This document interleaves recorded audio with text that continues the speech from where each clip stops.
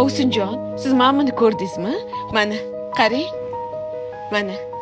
Dam olishda o'zlaridan o'zlari sovg'a qilib qo'ysalar-da. Ammo buni o'zim oldim. Mana ko'ring. Ko'zlari brilliant. $3700 oldim. Buni bo'lsa $4000 ga olib berdilar. Rosa chiroyli opajon. Siz uzuvlaringiz qani?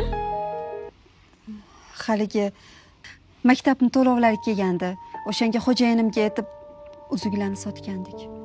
Voy, maktabga ham uzuvlaringizni sotib yubordingizmi? Voy Nargizaxon, qarindoshlarga bir video jo'natib ichini kuydirmaymizmi? Hozir. Assalomu alaykum.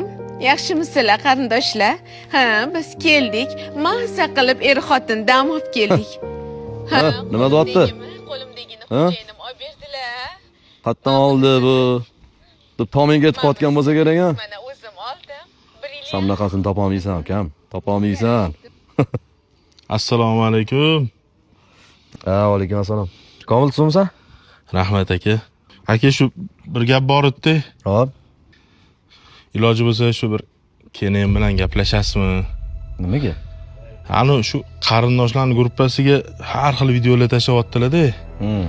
Shu chet elga chiqqaninglar, shu magazinlarga kirganinglar, ovqatlanganinglar, har xil sovg'alar olib berganingizni tashlayaptilar-da.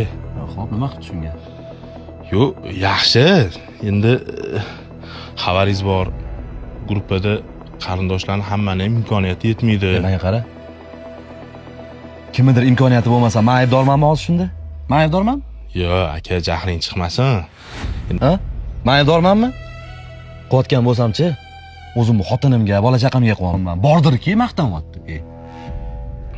Yaxshi. Endi xabaring bor. Yaqinda tog'am uylari yonib ketdi. O'zi aslida tog'amga ozgina yordam qiladigan vaqtda. Men yoqdimmi? Ha?